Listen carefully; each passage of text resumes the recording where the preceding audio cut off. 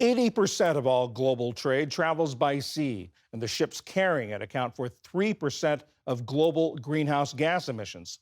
Now, some shipping companies are taking a new tack as they try to navigate the industry to sustainability on the high seas.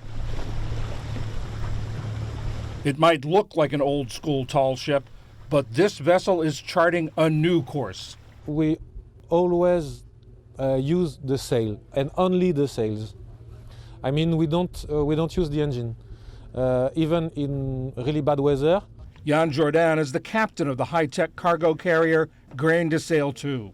Last crossing, we did a maximum speed of 18 knots and average speed about 11 knots. Its fastest crossing took just 15 days from New York to Saint-Malo on the west coast of France. The only power? The wind. It's a new take on the clippers of yore, fitted out with 2 giant carbon fiber masts, an aluminum hull, and solar panels and hydro generators to power the ship's electronics.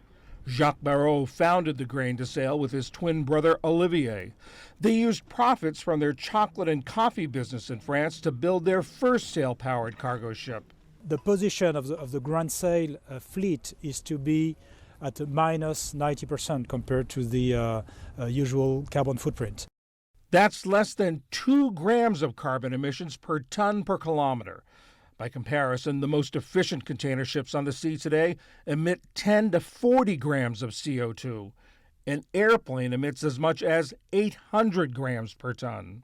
We want to not only reduce the carbon footprint, we want to kill it. He acknowledges that it comes with a hefty price tag.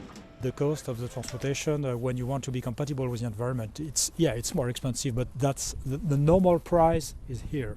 When you are transporting goods with fuel, you don't pay the pollution, you don't pay the global warming, it's free. So that's normal that it's it's very cheap. The European Union is trying to change that. Starting this year, large container ships will pay for some of their emissions.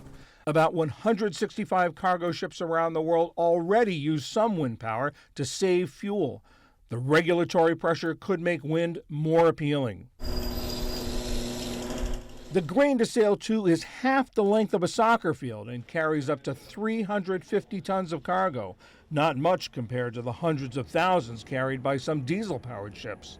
We will need in 20 years to reduce the quantity of goods transported across the oceans. If we don't succeed to reduce this amount of goods transported, it's not going to work. The Barrault twins want to launch a third boat in 2027 that will carry 8 times more cargo, helping drive down costs. Jan Jourdain guesses he would earn 4 times as much working on a big cargo ship, but he says he can't stomach going back.